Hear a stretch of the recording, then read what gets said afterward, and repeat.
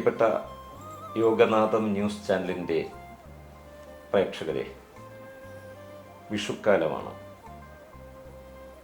എൻ്റെ ഇരുപുറവുമായിട്ട് രണ്ട് മക്കൾ, രണ്ട് കുട്ടികൾ, അവന്തിക, പ്രാർത്ഥന. വിഷുക്കാലമല്ലേ, ഒന്ന് പാടിയ മോളെ. കണിക്കൊന്നയല്ലേ വിഷുക്കാലമല്ലേ, പൂക്കാതിരിക്കാൻ എനിക്കാവതില്ലേ. കണിക്കൊന്നയല്ലേ വിഷുക്കാലമല്ലേ, പൂക്കാതിരിക്കാൻ എനിക്കാവതില്ലേ. കണിക്കൊന്നയല്ലേ വിഷുക്കാലമല്ലേ, പൂക്കാതിരിക്കാൻ എനിക്കാവതില്ലേ. കണിക്കൊന്നയല്ലേ വിഷുക്കാലമല്ലേ, പൂക്കാതിരിക്കാൻ എനിക്കാവതില്ലേ. എത്ര രസമായിട്ടാണ് നമ്മുടെ മഹാകവിയായിട്ടുള്ള അയ്യപ്പ പണിക്കർ എങ്ങനെ പൂക്കാൻ വിതുമ്പി നിൽക്കുന്ന ഒരു കണിക്കൊന്നയെ നോക്കിക്കൊണ്ട് പാടിയത്. കവിത എഴുതാൻ നല്ല മിടുക്കുള്ള എൻ്റെ രണ്ട് കുട്ടികളും അപ്പുറവും ഇപ്പുറവും ഇരിക്കുമ്പോൾ എൻ്റെ ഹൃദയം ഇങ്ങനെ വാത്സല്യം കൊണ്ട് നിറയുകയാണ്. വാത്സല്യത്തിൻ്റെ അറബിക്കടലായി എൻ്റെ മനസ്സ് മാറുകയാണ്. വിഷുവാണ്. വിഷു എന്ന് പറഞ്ഞാൽ എൻ്റെ മക്കൾ പുതിയ കുട്ടികളാണ്. അതുകൊണ്ട് പുതിയ കാലം, പുതിയ റോഡ്, പുതിയ വാഹനം, പുതിയ പാഠപുസ്തകങ്ങൾ, പുതിയ പള്ളിക്കൂടങ്ങൾ, പുതിയ കാഴ്ചകൾ, എല്ലാം പുതിയതാണ്. ഞാൻ വിഷുക്കാലത്തൊരു കുട്ടിയായിരുന്നിട്ട് പതിറ്റാണ്ടുകൾ കഴിഞ്ഞു. അന്ന് ഉള്ള കാര്യങ്ങളൊക്കെ ഇന്നത്തെ എൻ്റെ കുട്ടികളുടെ കണ്ണിലൂടെ നോക്കുമ്പോൾ കുറേയൊക്കെ പഴയതായിട്ട് തോന്നും. പച്ചത്തത്തകൾ പറന്നിറങ്ങുന്ന പാടം, അതൊക്കെ എൻ്റെ കുട്ടികൾ ഒരുപക്ഷെ കണ്ടിരിക്കില്ല. എന്നും കാണാൻ കൊതിക്കുന്നതായിരിക്കും. ഏതെങ്കിലുമൊക്കെ സിനിമയിൽ കാണും, അല്ലെങ്കിൽ കഥകളിൽ കാണും. പക്ഷേ എൻ്റെ മക്കളുടെ പ്രായത്തിൽ ഞങ്ങൾ കൂട്ടുകാരിങ്ങനെ വിഷുവിൻ്റെയൊക്കെ അടുത്തൊക്കെ ഇങ്ങനെ ഓടി നടക്കുമ്പോൾ പച്ചത്തത്തകൾ ഇങ്ങനെ പറന്ന് പച്ചപ്പട്ട് വിരിച്ചതുപോലെ ഇങ്ങനെ പാടത്ത് വന്ന് ഇങ്ങനെ വീഴുമായിരുന്നു. നിറച്ചു പൂക്കളുള്ള ഒരു ഗ്രാമമായിരുന്നു എൻ്റെ പുലിയൂർ ഗ്രാമം. എൻ്റെ കുട്ടികൾ ചോദിക്കാതിരിക്കെ തന്നെ നിങ്ങളുടെ ഹൃദയത്തിലെ ചോദ്യം എങ്ങനെയോ ഞാൻ കേട്ടു. അങ്ങനെ ഞങ്ങൾ പറഞ്ഞു തുടങ്ങുക. എന്തുകൊണ്ടാണ് അങ്ങനെ പറഞ്ഞു തുടങ്ങുന്നത്? കണിക്കൊന്നയല്ലേ വിഷുക്കാലമല്ലേ, പൂക്കാതിരിക്കാൻ എനിക്കാവതില്ലേ. കണിക്കൊന്ന വിഷുക്കാലമല്ലേ, പൂക്കാതിരിക്കാൻ എനിക്കാവതില്ലേ. ഇത് നമ്മുടെ പാരമ്പര്യമാണ്. അതുകൊണ്ട് എൻ്റെ മക്കളെ കണ്ടപ്പോൾ എനിക്കങ്ങോട്ട് പറയാതിരിക്കാനാവതില്ല. ആ രീതിയിൽ ഞാനങ്ങ് പറഞ്ഞു പോവുകയാണ്. വേറെ എന്താ ചോദിക്കാനുള്ളത്? സാറിന്റെ ബാല്യകാലത്ത് എങ്ങനെയായിരുന്നു സാർ വിഷു ആഘോഷിച്ചിരുന്നത്? അന്നത്തെ ആഘോഷങ്ങൾക്ക് വല്ലാത്തൊരു ലാളിത്യം ഉണ്ടായിരുന്നു. ഇന്നത്തെ ആഘോഷത്തിന് ലാളിത്യം ഇല്ല എന്നൊന്നും ഞാൻ പറയുന്നില്ല. ഞാൻ ഒരിക്കലും ഇന്നത്തെ കാലത്തെ തള്ളിപ്പറയുവാൻ ആഗ്രഹിക്കുന്നില്ല. ഇന്നത്തെ കാലത്ത് ഇപ്പോൾ വിഷുവിൻ്റെ തലേന്നാൾ ഇറങ്ങി നടക്കും. നമ്മൾ ഇവിടെ തിരുവനന്തപുരം നഗരത്തിലാണെങ്കിൽ നമ്മൾ ഇവിടുത്തെ പാളയം ചന്തയിൽ പോകും, അല്ലെങ്കിൽ പേട്ടയിലുള്ള ചന്തയിൽ പോകും, അല്ലെങ്കിൽ ഇവിടെ വഴുതക്കാടുള്ള ചന്തയിൽ പോകും. എന്തിനു വേണ്ടിയാ? കുട്ടികളെല്ലാം പറഞ്ഞു വിടും, കാണുന്നെങ്കിൽ വിഷു കണി വയ്ക്കാനുള്ളത് വാങ്ങിച്ചുകൊണ്ട് വരണേ എന്ന് പറയും. അപ്പോൾ അതിനകത്തൊരു ചെറിയൊരു ചക്കയുടെ ഒരു രൂപം കാണും, പിന്നെ കണിക്കൊന്ന കാണും, ഒരു മാമ്പഴം കാണും, നമ്മൾ പൈനാപ്പിൾ എന്നും പൃത്തിച്ചക്ക എന്നൊക്കെ പറയുന്ന ഒരു സാധനം കാണും, അല്ലേ? അതെല്ലാം കൂടെ കൊണ്ടുവന്ന് വീട്ടിനകത്ത് വെച്ചിട്ട് പുസ്തകം ഉണ്ടെങ്കിൽ അതെടുത്ത് വെക്കും, പിന്നെ കണ്ണാടി ഉണ്ടെങ്കിൽ അതെടുത്ത് വെക്കും, പിന്നെ കൃഷ്ണൻ്റെ രൂപം ഉണ്ടെങ്കിൽ അത് വയ്ക്കും. അതൊക്കെ ഓരോരുത്തരുടെ വിശ്വാസം അനുസരിച്ചാണ്. ചിലരാണെങ്കിൽ ദൈവങ്ങളുടെ വിഗ്രഹങ്ങൾ മാറ്റിയിട്ട് പുഷ്പങ്ങൾ മാത്രം വയ്ക്കും. എന്തായാലും കണ്ണിന് കണിയായി, അല്ലേ, നമ്മുടെ മനസ്സിന് ഏറ്റവും നല്ല സന്തോഷം നൽകുന്ന ഒരുപാട് കാഴ്ചകൾ ഇങ്ങനെ ഒരു പ്രഭാതത്തിൽ ആദ്യമായിട്ട് കാണുക എന്ന് പറയുന്ന സുന്ദരമായ ഒരു സങ്കല്പം. ഈ സങ്കല്പത്തെ ഞങ്ങളും കുട്ടിക്കാലത്ത് താലോലിച്ചിരുന്നു. അന്ന് പക്ഷേ ഇങ്ങനെ പൂക്കൾ വാങ്ങുകയല്ല ചെയ്യുന്നത്.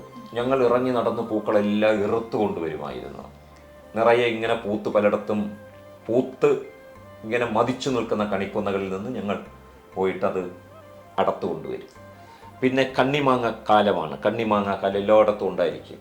അതിനകത്ത് മിക്കവാറും നമ്മൾ കണ്ണിമാങ്ങാക്കാലത്ത് വെള്ളരി മാങ്ങയായിരിക്കും എടുക്കുക. വെള്ളരി എന്ന് പറയുന്ന നല്ല രസമുള്ളൊരു അല്ലെങ്കിൽ കിളിച്ചുണ്ട മാങ്ങ, ഇതൊക്കെ നമ്മൾ അടത്തു കൊണ്ടുവരും.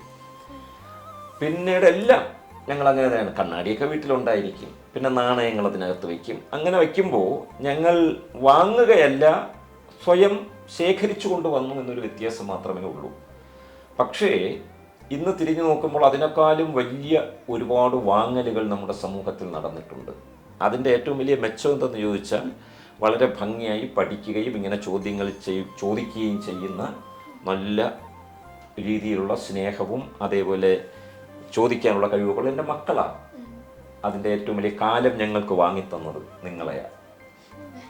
ഈ മലയാള നാടിൻ്റെ ഭാഗ്യങ്ങളായിട്ട് എവിടെ ചെന്നാലും നല്ല കുട്ടികളെ കാണാൻ സാധിക്കുന്നുണ്ട്. അതാണ് എൻ്റെ ഏറ്റവും വലിയ വിഷുക്കണി. അപ്പോൾ വിഷു എന്ന് പറയുന്ന ഒരു ദിവസം മാത്രമല്ല, എല്ലാ ദിവസവും ഞാൻ കണി കാണാൻ ആഗ്രഹിക്കുന്നത് നിങ്ങളെപ്പോലുള്ള കുട്ടികളെയാണ്. കാരണം കുട്ടികളെ കാണുമ്പോൾ ഉള്ളിൽ തോന്നുന്ന ഒരു കൗതുകം, എൻ്റെ കുട്ടിക്കാലത്ത് എൻ്റെ അമ്മ, എൻ്റെ അച്ഛൻ, മുതിർന്നവർ ഒക്കെ ഞങ്ങളിങ്ങനെ നോക്കിയിരിക്കുമ്പോൾ ഞങ്ങൾ ചിന്തിക്കും എന്തിനായിട്ട് ഇങ്ങനെ നോക്കുന്നതാണ്. അതിപ്പോൾ എനിക്ക് മനസ്സിലാവുന്നുണ്ട്. ഞാനിങ്ങനെ നിങ്ങളെ നോക്കിയിരിക്കുമ്പോൾ എൻ്റെ മനസ്സിലുണ്ടാകുന്ന ഒരു സന്തോഷമുണ്ട്, ഒരു ആനന്ദമുണ്ട്. അതായത് പുതിയ ഒരു ഊർജം, പുതിയൊരു നല്ല കാഴ്ച, നല്ലൊരു ജീവിതം, പുതിയൊരു തുടർച്ച ഇങ്ങനെ വന്നുകൊണ്ടിരിക്കുന്നു. ഇതൊക്കെയാണ് എൻ്റെ കുട്ടിക്കാലത്ത് ഉള്ള വിഷുവിനെ കുറിച്ച് ഓർമ്മിക്കുമ്പോൾ എനിക്ക് പറയാനുള്ളത്. എനിക്കൊന്നും നഷ്ടപ്പെട്ടിട്ടില്ല. എനിക്ക് നഷ്ടപ്പെട്ടത് പച്ചത്തത്തകൾ പറന്നിറങ്ങുന്ന പാടമായിരുന്നു എങ്കിൽ എനിക്ക് ഒരുപാട് നേടാൻ സാധിച്ചിട്ടുണ്ട് അത് നഷ്ടപ്പെട്ടെങ്കിലും. അതുകൊണ്ട് നമ്മൾ അറിഞ്ഞുകൊണ്ട് നഷ്ടപ്പെടുത്തിയിട്ട് പിന്നെ അതിനെ ചൊല്ലിയിരുന്നുകൊണ്ട് മാഴുകിയിട്ട് വല്ല കാര്യമുണ്ടോ? നമ്മളിപ്പോൾ ഒരുപാട് പേരുണ്ട്. എൻ്റെ കുട്ടിക്കാലത്തെന്ന് പറഞ്ഞാൽ ഒരു 45 വർഷം മുമ്പ് എനിക്കൊരു 10 വയസ്സൊക്കെ ഉള്ള സമയത്ത് എൻ്റെ വീട് പോയി കഴിഞ്ഞാൽ പിന്നെ കുറേ പ്രദേശത്തേക്ക് വീടില്ലായിരുന്നു. ഇപ്പോൾ അങ്ങനെയല്ല. ഇപ്പോൾ ആ വീടിനെ ചൊല്ലി ഒരുപാട് വലിയ നല്ല വീടുകൾ വന്നു. അതിൽ ഞാൻ ആനന്ദിക്കുകയാണ് ചെയ്യുന്നത്. എന്തുകൊണ്ട് അത്രയും വീട് വയ്ക്കാൻ, നല്ല രീതിയിൽ അധ്വാനിച്ച് പണം സമ്പാദിക്കാൻ, നല്ല സുരക്ഷിതമായ ഭദ്രമായ പെട്ടെന്ന് ഇടിഞ്ഞു വീഴാത്ത ചോരാത്ത നല്ല വീടുകളിൽ കിടന്നുറങ്ങാൻ ഇവിടെ ഒരു തലമുറ വളർന്നു വരുന്നു. ഞാൻ അതിനെയാണ് കാണുന്നത്. അതുകൊണ്ട് എൻ്റെ കുട്ടികളാണ് എൻ്റെ വിഷുക്കണി. നിങ്ങൾ ആകുന്ന കൊന്നപ്പൂക്കൾ ഒരിക്കലും വാടിപ്പോകരുതെന്നുള്ളൊരു പ്രാർത്ഥനയാണ് ഞാൻ അവന്തിക കേൾക്ക് ഈ നമ്മുടെ ന്യൂസ് ചാനലിൻ്റെ ലക്ഷക്കണക്കിന് പ്രേക്ഷകരെ മുൻനിർത്തി പറയാനുള്ളത്. ഞാനിങ്ങനെ പറഞ്ഞുകൊണ്ടേയിരിക്കും. കണിക്കൊന്നയല്ലേ വിഷുക്കാലമല്ലേ, പൂക്കാതിരിക്കാൻ എനിക്കാവതല്ലേ, അവന്തികയല്ലേ പ്രാർത്ഥനയല്ലേ, പറയാതിരിക്കാൻ എനിക്കാവതില്ലേ. നീ എന്താ എൻ്റെ മോക്ക് ചോദിക്കാനുള്ളത്? ചെറുപ്പത്തില് എനിക്ക് 2 ആഗ്രഹം ഉണ്ടായിരുന്നു. ഒന്ന് കവിയാവണം. രണ്ടാമത് എൻ്റെ അച്ഛൻ ആയുർവേദ വൈദ്യനായിരുന്നു. എൻ്റെ അപ്പൂപ്പന്മാർ 2 പേര്, അമ്മയുടെ അച്ഛനും അച്ഛൻ്റെ അച്ഛനും ആയുർവേദ ഭിഷഗ്വരന്മാർ അല്ലെങ്കിൽ ആയുർവേദ വൈദ്യന്മാരായിരുന്നു, ചികിത്സകരായിരുന്നു. അങ്ങനെ മരുന്നുണ്ടാക്കി നമ്മൾ രോഗങ്ങളെയൊക്കെ ഇങ്ങനെ ഇറുത്തെടുക്കുന്ന ഞാൻ കണ്ടിട്ടുണ്ട്. നമ്മൾ പൂക്കൾ ഇറുത്തെടുക്കൂലേ? പൂക്കളെ നമ്മൾ രോഗങ്ങളുമായിട്ട് താരതമ്യപ്പെടുത്തണ്ട. അല്ലാതെ നമ്മളിപ്പം എവിടെയെങ്കിലും ഒരു മുള്ളിരിക്കുകയാണെന്നിരിക്കട്ടെ, ആ മുള്ളിനെ നമ്മളിങ്ങനെ പറിച്ചെടുത്ത് കളയൂലേ? അതേപോലെ രോഗങ്ങളെ അച്ഛൻ ഇങ്ങനെ പെട്ടെന്ന് പറിച്ചെടുത്ത് കളയുന്ന ഞാൻ കണ്ടിട്ടുണ്ട്. അപ്പോൾ അത് കൊള്ളാമല്ലോ. എന്നെ 2 കാര്യങ്ങളാണ് അതിശയിപ്പിച്ചിട്ടുള്ളത്. ഒന്ന് മരുന്ന്, രോഗത്തിനെ ഇല്ലാതെയാക്കുന്ന മരുന്ന്. 2 വാക്കെന്ന് പറഞ്ഞാൽ ഉച്ചരിക്കുന്ന വാക്ക്. നമ്മുടെ മലയാളത്തിലുള്ള സംസ്കൃതത്തിലും തമിഴിലുമുള്ള പദങ്ങൾ, വാക്കുകൾ, ഇത് 2ഉം നിങ്ങളുടെ പ്രായത്തിൽ എന്നെ ഭയങ്കരമായിട്ട് ആകർഷിച്ചു. അപ്പോൾ ഞാൻ 2നും കൊതിച്ചു. ഒന്ന് മരുന്ന് കൈയാളുന്ന ഒരാളാവണം എന്ന് പറഞ്ഞാൽ ഡോക്ടറാകണം. അച്ഛനും ആഗ്രഹം ഉണ്ടായിരുന്നു എന്നെ ഡോക്ടറാക്കണം. കാരണം അച്ഛൻ ആയുർവേദ വളരെ പ്രഗത്ഭനായ ഒരു വൈദ്യനായിരുന്നു. അച്ഛൻ വളരെ പേര് കേട്ടൊരു വൈദ്യൻ. അപ്പോൾ എന്നെ ഡോക്ടറാക്കണം എന്ന് വിചാരിച്ചു. പക്ഷേ എൻ്റെ അച്ഛൻ്റെ അച്ഛൻ കവി കൂടിയായിരുന്നു. ഞാൻ കണ്ടിട്ടില്ല എൻ്റെ അപ്പൂപ്പനെ. കവി കൂടിയായിരുന്നു. പക്ഷേ എങ്ങനെയെന്നറിയില്ല, 9 വയസ്സാവുന്നതിന് മുമ്പേ ഞാൻ കവിത എഴുതാൻ തുടങ്ങി. ഇപ്പോൾ എൻ്റെ മോൾ അവന്തികയാണെങ്കിൽ നന്നായിട്ട് കവിത എഴുതുന്ന മോളാണ്. പ്രാർത്ഥനയ്ക്ക് അറിയാമല്ലോ. ഒരു കവിത ഞാൻ നേരത്തെ ഈ ഇൻ്റർവ്യൂ ഒക്കെ തുടങ്ങുന്നതിന് മുമ്പേ ചൊല്ലിക്കേട്ടു. നല്ല രസമായിട്ട് എഴുതുന്നുണ്ട്. ഞാൻ പറഞ്ഞു മോളോട്, നല്ല രസമായിട്ട് പഠിച്ച് അതിനു വേണ്ടി ആഗ്രഹിച്ചാൽ നമ്മുടെ സുഗതകുമാരിയെ പോലെ, കമലദാസിനെ പോലെ വലിയ കവിയാകാൻ പറ്റും, ലോകം അറിയുന്ന. അതിനുള്ള അനുഗ്രഹങ്ങൾ ഈ വിഷുവിൻ്റെ പ്രഭാതത്തിൽ തന്നെ ഞാൻ എൻ്റെ പ്രാർത്ഥനയെ മുൻനിർത്തി പ്രാർത്ഥിക്കുകയാണ് അതിനു വേണ്ടി, കേട്ടോ. എന്തായാലും ഇത് 2ഉമാകാനായിരുന്നു എനിക്ക് ആഗ്രഹം. അപ്പോൾ എനിക്ക് ഡോക്ടറാകാൻ പറ്റിയില്ല. പക്ഷെ ഞാൻ ആയുർവേദത്തിൻ്റെ ശ്ലോകങ്ങളൊക്കെ പഠിച്ചു. ഇങ്ങനെ ഇരുന്നിട്ട് ഏലായുക്മതുഷ്കുഷ്ണപലിനീ മാംസീ ജലധ്യമകസ്പൃക്കാചോരകചോപപത്രതകരസ്തൗണേയ ജാതീരസ കണ്ടോ? ഒരു എണ്ണ എങ്ങനെ ഉണ്ടാക്കിയെടുക്കാം എന്നുള്ള ശ്ലോകമാണിത്. ശുക്തിർവ്യാക്രനഘോസുരാമകരു ശ്രീവാസകം കുങ്കുമം ഛന്നാഗുഗുലു ദേവധൂമ പുനാഗ നാഗാഹ്വയം. ഇങ്ങനെ ചിരിക്കാനുള്ളതല്ല, ഇതിങ്ങനെ എല്ലാം കൂടെ എടുത്തിട്ടേ നല്ല ഉരുക്ക് വെളിച്ചെണ്ണയിൽ ചേർത്ത് ഇങ്ങനെ നെറുകയിൽ തിരുമ്മുകയാണ് എങ്കിൽ വാതകഭൗ വിഷം ച വിനശ്യതി വർണ്ണപ്രസാദന കണ്ടു പിടകാ കോടനാശന. നമ്മുടെ ശരീരത്തിലൊക്കെ വരുന്ന ചൊറി, ചെരങ്ങ്, വട്ട, പുണ്ണ് ഇങ്ങനെയുള്ളതൊക്കെ മാറിക്കിട്ടും. വാതകഭൗ വിഷം ച വിനശ്യതി, ഇതെല്ലാം ഇല്ലാതെയാകും. മക്കളെ, വിഷു പ്രഭാതത്തിൽ ഇരുന്നു കൊണ്ട് ഞാൻ ആവശ്യമില്ലാത്ത കാര്യങ്ങളൊക്കെ പറയുകയാണോ? ഞാൻ ആഗ്രഹിച്ചത് രണ്ട് കാര്യങ്ങൾ. അതുകൊണ്ട് ഞാൻ എന്ത് ചെയ്തെന്നറിയോ, ഞാനിപ്പോൾ ഒരു വ്യവസായിയായി.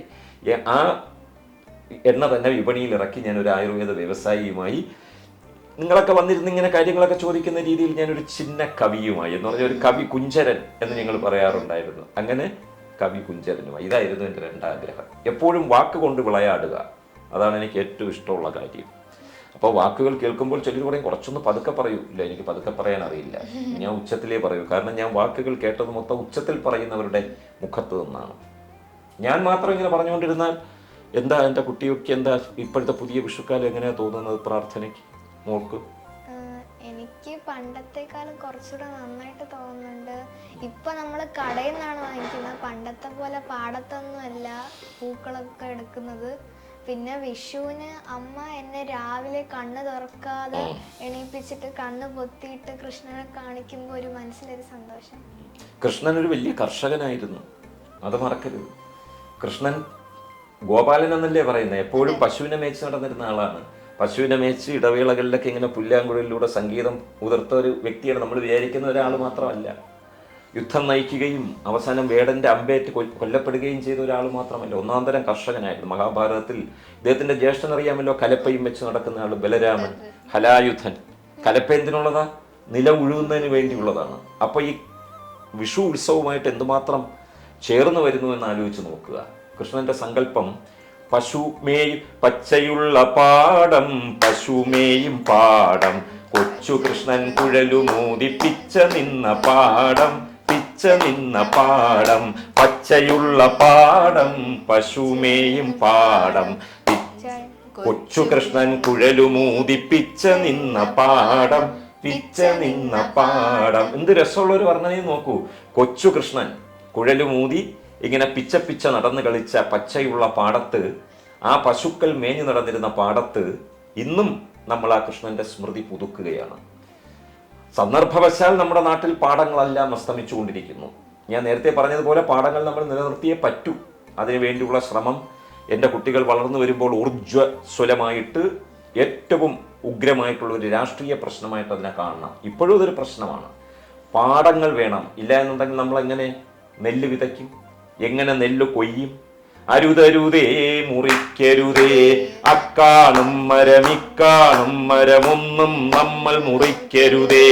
പച്ചയിലക്കാടുകളിൽ കുരുവികൾ കെട്ടും കൂടു തകർക്കരുതേ.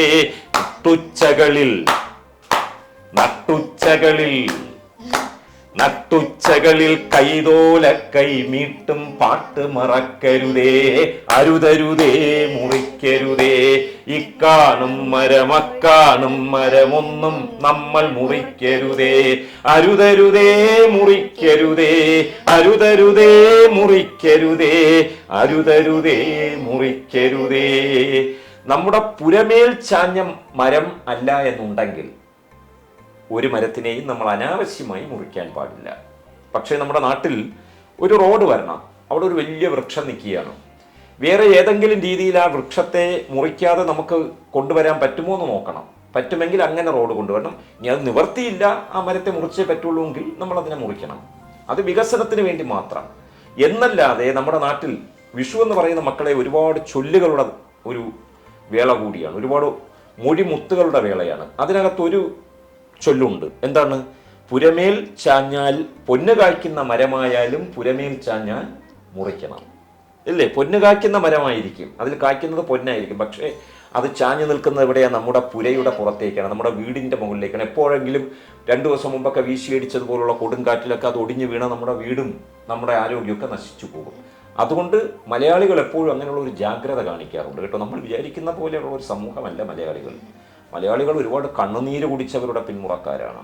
എൻ്റെ മക്കൾക്ക് ഇത്രയും ഐശ്വര്യമുണ്ടാകാൻ ഇവിടെ നിരന്തരമായ ഒരുപാട് സമരങ്ങൾ നടന്നു. മനുഷ്യത്വത്തിന് വേണ്ടി ഒരുപാട് പേർ ജീവൻ ഹോമിച്ചു. നിരന്തരമായിട്ടുള്ള വാഗ്വാദങ്ങളും തർക്കങ്ങളും ഇവിടെ ഉണ്ടായി. ഇവിടെ നമുക്ക് പറഞ്ഞാൽ രോമാഞ്ചമുണ്ടാകുന്ന രീതിയിലുള്ള ഐക്യമുണ്ടായി. എന്നാൽ അതേപോലെ തന്നെ നമ്മളെ വേദനിപ്പിക്കുന്ന രീതിയിലുള്ള അകൽച്ച ഇഷ്ടംപോലെ ഉണ്ടായിരുന്ന ഒരു നാടാണ്. അതുകൊണ്ടാണ് കുറച്ച് പതിറ്റാണ്ടുകൾക്ക് മുമ്പ് എന്ന് നമുക്ക് പറയാം, അല്ല എന്നുണ്ടെങ്കിൽ എത്ര ഒരു 1.25 നൂറ്റാണ്ട് തികയുന്നില്ല, ഒരു 12 പതിറ്റാണ്ടിന് മുമ്പൊക്കെ വന്നിട്ട് ഭ്രാന്താലയം എന്ന് നമ്മുടെ നാടിനെ വിളിച്ചില്ലേ. ഇന്നെൻ്റെ കുട്ടികൾ ഇതാ ഇങ്ങനെ ഇരിക്കുന്നു, എവിടെയാ ഭ്രാന്താലയം? നമുക്ക് ഭ്രാന്ത് വരുന്നുണ്ട്, ചില വ്യക്തികൾക്ക് ഭ്രാന്തളകുന്നുണ്ട് സമൂഹത്തിൽ. വീണ്ടും ചില പ്രാന്തന്മാര് ഇറങ്ങിയിട്ട് മണ്ണെണ്ണ എടുത്ത് ഒഴിക്കുന്നു ചിലരുടെ, അല്ലെങ്കിൽ പെട്രോൾ എടുത്ത് ഒഴിക്കുന്നു, അല്ലാന്നുണ്ടെങ്കിൽ വണ്ടി കൊണ്ട് ഇടിക്കുന്നു, അല്ല എന്നുണ്ടെങ്കിൽ ഇന്നാൾ വേറെ ഏതോ ഒരു പ്രാന്തൻ എവിടെ നിന്ന് വന്നിട്ട് നമ്മുടെ ട്രെയിനിൽ തന്നെ തീയിട്ടു. അതൊന്നും സങ്കല്പിക്കാൻ വയ്യാത്ത രീതിയിലുള്ള ക്രൂരതകളാണ്. പക്ഷേ അതെല്ലാം കണ്ട് നമ്മുടെ സമൂഹം നടുങ്ങുന്നുണ്ട്, മലയാളി സമൂഹം നടുങ്ങുന്നുണ്ട്. അവന്തികയും പ്രാർത്ഥനയും ഉൾപ്പെടെയുള്ള മക്കളെല്ലാം വല്ലാതെ ഞെട്ടിത്തരിക്കുന്നുണ്ട്. എന്താ ഈ കാണുന്നത്? അത് നമ്മൾ കൈവരിച്ച ഒരുപാട് വിഷുക്കണികൾ കണ്ടതിൻ്റെ ഫലമായിട്ട് നമ്മൾ നേടിയെടുത്ത ഏറ്റവും വലിയ സൗഭാഗ്യമാണ്. എല്ലാവർക്കും ദോഷമുണ്ടാകുന്ന ഒരു ദുരന്തത്തെ ഒറ്റക്കെട്ടായി നിന്നുകൊണ്ട് അരുത് എന്ന് പറഞ്ഞ് എതിർക്കുക. ഇല്ലേ? ബാല്യവിവാഹം നിലനിന്നിരുന്ന ഒരു നാടാണ് ഇവിടം. പറഞ്ഞാൽ എൻ്റെ കുട്ടികളോട് പറയാൻ പറ്റാത്ത രീതിയിൽ ഒരുപാട് അനാചാരങ്ങൾ ഇവിടെ ഉണ്ടായിരുന്നു. എൻ്റെ മക്കൾക്ക് ഇതേപോലെ യോഗനാഥൻ ന്യൂസ് ചാനലിൽ വന്നിരുന്ന് സ്നേഹത്തോടെ എൻ്റെ അടുത്ത് വന്നിരുന്ന് സംസാരിക്കാനുള്ള സ്വാതന്ത്ര്യം നമ്മളൊരു നാണയം ഇങ്ങനെ എടുത്തിട്ടിട്ട് ശംഖാണോ ചക്രമാണോ എന്ന് നോക്കുന്നത് പോലെ കിട്ടിയതല്ല മക്കളെ. നിരന്തരമായ സമരങ്ങളിലൂടെയാണ്. അതുകൊണ്ട് ഈ വിഷുക്കണി എന്ന് പറയുന്നത് നമ്മൾ ഒഴുക്കുന്ന ആനന്ദക്കണ്ണീരാണ്. ആനന്ദക്കണ്ണീരാണ്, സന്തോഷത്തിൻ്റെ കണ്ണീരാണ്. ഒരിടത്ത് ഒരു സ്വർണ്ണമാലയായിട്ട്, ഒരിടത്തൊരു നാണയമായിട്ട്, ഒരിടത്ത് ഗ്രന്ഥരൂപത്തിൽ, ഒരിടത്ത് മാങ്കനിയുടെ രൂപത്തിൽ, ഒരിടത്ത് കൊന്നപ്പൂവായിട്ട് ഒക്കെ നമ്മൾ കാണുന്നത്, കൃഷ്ണ സ്വരൂപമായിട്ടൊക്കെ കാണുന്ന നമ്മൾ ഒഴുക്കുന്ന ആനന്ദക്കണ്ണീരാണ്. ആ സന്തപ്തമായ കാലത്തെ നമ്മൾ വലിച്ചെറിഞ്ഞിട്ട് സന്തുഷ്ടമായ ഒരു കാലത്തെ നമ്മൾ വീണ്ടെടുത്തിരിക്കുകയാണ്. അതുകൊണ്ട് എൻ്റെ മക്കൾ ഏറ്റവും വലിയ ഉത്തരവാദിത്വം പേറുന്നവരാണ്. കാരണം ഇനിയുള്ള ഒരു അരനൂറ്റാണ്ട് കഴിയുമ്പോൾ നമ്മുടെ കേരളം ഇതിനേക്കാളും ഭംഗിയായിരിക്കണമെങ്കിൽ എൻ്റെ കുട്ടികളുടെ കൈകളിലാണ് അതുള്ളത്. അതുകൊണ്ട് നമ്മൾ ബാലപാഠങ്ങളിൽ പഠിക്കുന്നില്ലേ നല്ല കാര്യങ്ങൾ, ആ നല്ല കാര്യങ്ങളൊക്കെ നിങ്ങൾ ജീവിതത്തിൽ പ്രാവർത്തികമാക്കുകയും ആരെങ്കിലും അനാവശ്യമായി നാടിന് ദോഷമുണ്ടാക്കുന്ന എന്ത് കാര്യം പറഞ്ഞാലും സമ്മതിക്കാതിരിക്കുകയും പൊതുവായിട്ടുള്ള നന്മയെ ലാക്കാക്കി ഒരിക്കലും നമ്മുടെ പൊതുവായിട്ടുള്ള ജലാശയങ്ങളിലോ അല്ലെങ്കിൽ നമ്മൾ കാണുന്ന കുടിവെള്ളം തരുന്ന കിണറിലോ അല്ലെങ്കിൽ പൊതുനിരത്തിലോ അല്ലെങ്കിൽ മറ്റൊരാളിൻ്റെ പറമ്പിലോ ഒന്നും ചവറ് വലിച്ചെറിയാതിരിക്കുക. കാല് മുടന്തി കിടന്ന് കരയുന്ന ഒരു കൊച്ചു പട്ടിക്കുട്ടിയെ കണ്ടാൽ പോലും അതിനോട് ദയവ് കാണിക്കുക. അയ്യോ കഷ്ടം, എന്താ ഇങ്ങനെ എന്ന് മാത്രം ചിന്തിച്ചാൽ മതി. ഒരിക്കലും നമ്മൾ പുലഭ്യം പറയാതിരിക്കുക. അങ്ങനെ കരുണ എന്ന് പറയുന്ന വികാരം ഏറ്റവും കൂടുതൽ വളർത്തിയെടുക്കേണ്ടുന്ന ഒരു മഹോത്സവ വേളയാണ് ഈ വിഷു വേള. അതുകൊണ്ടാണ് ജ്യോതിശാസ്ത്ര പ്രകാരം അന്ന് പകലും രാത്രിയും തുല്യം എന്ന് പറയുന്നത്. അല്ലെങ്കിൽ ഏറ്റക്കുറച്ചിലുണ്ടാകും. ഇത് 24 മണിക്കൂർ ഉണ്ടെങ്കിൽ 12 മണിക്കൂർ തന്നെ പകലും 12 മണിക്കൂർ തന്നെ രാത്രിയും വരും. ജ്യോതിശാസ്ത്ര പ്രകാരം വേറെ ഒരുപാട് പ്രത്യേകതകളുണ്ട്. അതെല്ലാം ദീർഘമായിട്ടുള്ള ഒരു ഇന്റർവ്യൂവിൽ നമുക്ക് പറയാം. വേറെ എന്താണ് എൻ്റെ മക്കൾക്ക് വീണ്ടും ചോദിക്കാനുള്ളത്? എന്താ സാറ് കവിയാവണം എന്നായിരുന്നു ആഗ്രഹം എന്ന് പറഞ്ഞു. അപ്പൊ കവിയായി. അപ്പൊ ആദ്യം കവിത എഴുതാനുള്ള ഒരു താല്പര്യം ഇത് എങ്ങനെയുണ്ടായത്? എന്തായിരുന്നു അതിന്റെ കണ്ടന്റ്? അതിന്റെ കണ്ടന്റ് എനിക്ക് വയസ്സ് 9. മോക്ക് എത്ര വയസ്സായി? എനിക്കിപ്പോ 13, ഇനി 14 വയസ്സാണ്. മക്കോ? എനിക്കിപ്പോ 10, ഇനി 11. ഓ, അപ്പം എൻ്റെ കുട്ടികളെക്കാളും ചെറിയ പ്രായത്തിൽ ഞാൻ 4ാം ക്ലാസ്സിൽ പഠിക്കുമ്പോൾ എനിക്കൊരു നല്ലൊരു പാഠ്യഭാഗം ഉണ്ടായിരുന്നു. അത് എഴുത്തച്ഛൻ മഹാഭാരതത്തിൽ നിന്നും പരാവർത്തനം ചെയ്തതാണ്. എഴുത്തച്ഛൻ്റെ മഹാഭാരതം കിളിപ്പാട്ടിൽ അതിൻ്റെ പേര് കാട്ടുതീയിൽപ്പെട്ട കുടുംബം. ആ കവിതയ്ക്ക് കൊടുത്തിരുന്ന പേര് കാട്ടുതീയിൽപ്പെട്ട കുടുംബം. അതിനകത്ത് ദീനദീനം നിലവിളിക്കുന്ന ഒരു കിളി ഉണ്ടായിരുന്നു. ആ കിളിയുടെ പേര് ജരിത. എന്താ പേര്? ജരിത പക്ഷി. ആ ജരിത പക്ഷി എന്ന് പറയുന്നത് ഖാണ്ഡവനത്തിലെ ഒരു മരത്തിൽ കൂടുകൂട്ടി ആ കൂട്ടിലുള്ള കുടുംബാംഗങ്ങൾക്കെല്ലാം വേണ്ടി അധ്വാനിച്ച് ആഹാരം കണ്ടെത്താൻ വേണ്ടി എണീറ്റ് പറന്ന് തിരിച്ചു കൂട്ടിലേക്ക് അണയുന്ന ഒരു അമ്മക്കിളിയായിരുന്നു. അല്ലെങ്കിൽ ഒരു തള്ളക്കിളി, അമ്മക്കിളി എന്ന് പറയാം. ആ അമ്മക്കിളിയുടെ പേരാണ് ജരിത. ഒരു കാലത്ത് എണീറ്റ് പറന്നിട്ട് ഇതേപോലെ വൈകുന്നേരമൊക്കെ ആയി മറ്റൊരു സമയത്ത് ഇങ്ങനെ, ഇപ്പോൾ വിഷുപ്രഭാതം, ഇത് വൈകുന്നേരമാകുന്നു എന്നില്ല. അങ്ങനെ ഒരു വിഷുക്കാലം എന്ന് തന്നെ നമ്മൾ വിചാരിക്കുക. വിഷുക്കാലത്ത് തന്നെ ഇങ്ങനെ വൈകുന്നേരം അതിങ്ങനെ വരുമ്പോൾ ആ വനത്തിന് തീ പിടിക്കുകയും അതിങ്ങനെ കൂട്ടിലേക്ക് വരാൻ പറ്റാത്ത രീതിയിൽ കണ്ണിലൊക്കെ പുക ചുറ്റി ഇങ്ങനെ വേദനയോടെ നിലവിളിക്കുകയും ചെയ്യുന്നതായിരുന്നു 9ാമത്തെ വയസ്സിൽ എനിക്ക് പഠിക്കാനുണ്ടായിരുന്ന ഭാഗം. ഇത് വായിച്ചപ്പോൾ കിളികളോട് കൂട്ടുകൂടി നടന്ന എനിക്ക് നെടുമങ്ങാട് ഉഴമലിക്കൽ പഞ്ചായത്തിലുള്ള സുന്ദരമായ പരുത്തിക്കുഴി പുലിയൂർ ഗ്രാമത്തിലുള്ള എൻ്റെ കുട്ടിക്കാലത്ത് ഞാൻ കിളികളോട് കൂട്ടുകൂടിയിരുന്നു. അതേപോലെ പൂമ്പാറ്റകളോട്, പിന്നെ ചേര, അരണ, പല്ലി, ഇതെല്ലാം നമ്മുടെ കൂട്ടുകാരായിരുന്നു. പൂച്ച, പട്ടി, എല്ലാം. അത് കുട്ടിക്കാലമായതുകൊണ്ട് ഇതിൻ്റെ ഒന്നും ശല്യമൊന്നും നമുക്കില്ലായിരുന്നു. വലിയ സ്നേഹമായിരുന്നു. കാര്യം പറഞ്ഞാൽ അത് ഇങ്ങ് വരും, ഇങ്ങ് വാ എന്ന് പറഞ്ഞാൽ അത് വരും, എങ്ങനെയെന്ന് അറിയില്ല. അപ്പം അങ്ങനെ കൂട്ടുകൂടി നടന്ന എനിക്ക് തീരാവേദനയായി, ഉറക്കമില്ലാതെയായി. അങ്ങനെ ഞാൻ എൻ്റേതായിട്ടുള്ള ഒരു രീതിയിൽ ആ കിളിയെക്കുറിച്ചുള്ള ദുഃഖം ഞാൻ ഇങ്ങനെ എഴുതി വെച്ചു. അതായിരുന്നു എൻ്റെ ആദ്യത്തെ കാവ്യപരിശ്രമം. അത് ഒരു മുഹൂർത്തത്തെ ഞാൻ എൻ്റേതായ രീതിയിൽ ആവിഷ്കരിക്കുകയായിരുന്നു. അത് തന്നെയാണല്ലോ എഴുത്തെന്ന് പറയുന്നത്. നമ്മൾ മൊത്തം സ്വയം സൃഷ്ടിക്കുന്നതല്ല, ജീവിതത്തിൻ്റെ ഏതെങ്കിലും പ്രതിഫലനങ്ങളിൽ നിന്ന് നമ്മുടെ മനസ്സിലേക്ക് വന്നു വീഴുന്നതാണ്. അതിനെ നമ്മൾ പിന്നെ വലുതാക്കി എടുക്കുന്നതാണ്. അതാണ് നമ്മുടെ ഒരു കലാലീല എന്ന് പറയുന്നത്. അങ്ങനെയാണ് ഞാൻ കവിതയിലേക്ക് വന്നത്. കുറച്ച് സമയമേ ഉള്ളൂ, അതുകൊണ്ട് മറുപടി കൂടുതൽ ദീർഘമായി പോകുന്നെങ്കിലും ഇനിയും അങ്ങനെ ആയി പോകാതെ സൂക്ഷിക്കാം. എൻ്റെ മോൾ എഴുതിയ ഒരു കവിതയുടെ 4 വരി പാടുമോ അവന്തിക? പാടിക്കോളൂ.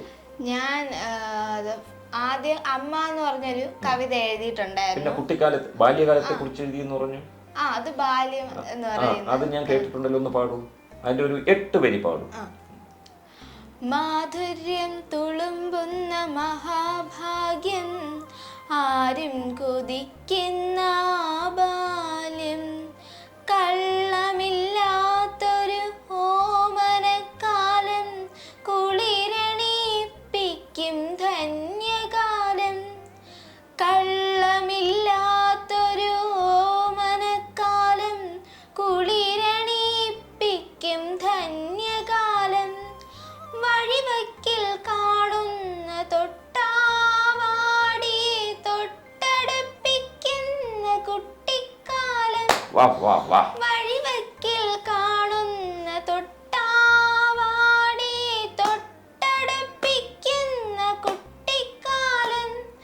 മുത്തശ്ശി കഥകളും പാട്ടുകളും കേട്ട് രസിച്ച ബാല്യകാലം.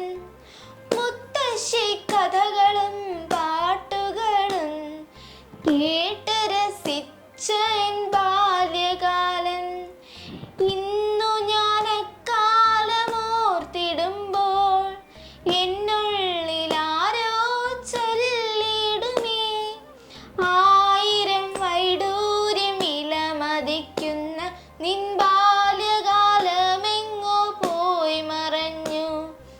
1000 വൈഡൂര്യം വിലമതിക്കുന്ന നിൻ ബാല്യകാലമെങ്ങോ പോയി മറഞ്ഞു. നിൻ ബാല്യകാലമെങ്ങോ പോയി മറഞ്ഞു. കൊള്ളാമല്ലോ, കൊള്ളാമല്ലോ. വഴിയിൽ കാണുന്ന തൊട്ടാവാടിയെ തൊട്ടടപ്പിക്കുന്ന ബാല്യകാലം. വളരെ ഭംഗിയായിട്ട് അവന്തിക കവിതയിലൂടെ ആ കുട്ടിക്കാലത്തെ കൊണ്ടുവരുന്നുണ്ട്. ഞാൻ നേരത്തെ സൂചിപ്പിച്ചതുപോലെ വളരെ ഭംഗിയായിട്ടും എല്ലാം വലിയ കവികളുടെ വരികളൊക്കെ എടുത്ത് വീണ്ടും വീണ്ടും കാണാതെ പഠിച്ച് അതിങ്ങനെ വെറുതെ ഇരിക്കുമ്പോഴൊക്കെ ചൊല്ലുമ്പോൾ അതിൻ്റേതായൊരു സംസ്കാരം നമുക്കുണ്ടായി വരും. പിന്നെ നമ്മൾ എന്ത് കണ്ടാലും എന്ത് പറഞ്ഞാലും ആ രീതിയിലേക്ക് അത് ഉയർന്നു ചെല്ലും. ഒരുപാട് പേരത് കേൾക്കും. അതുകൊണ്ട് എൻ്റെ പ്രാർത്ഥന മോൾക്ക് എന്താ ചെയ്യാനുള്ളത്? എന്തെങ്കിലും ചോദിക്കാനാണോ പറയാനാണോ ഉള്ളത്? ചോദിച്ചോളൂ. മോള് കവിത എഴുതുമോ? ഈ കവിത എഴുതാൻ ഉത്സാഹിച്ച് നോക്കൂ. കവിത എഴുതാനുള്ള എല്ലാ ലക്ഷണങ്ങളും ഉണ്ട്. നോക്കൂ. ഇന്നത്തെ കാലത്ത് നമുക്ക് വിഷുവിനൊക്കെ 100 500 രൂപയാണ് വിഷുക്കൈ നീട്ടം കിട്ടാറ്. അന്നത്തെ കാലത്ത് സാറിന് എത്രയായിരുന്നു കിട്ടാറ്?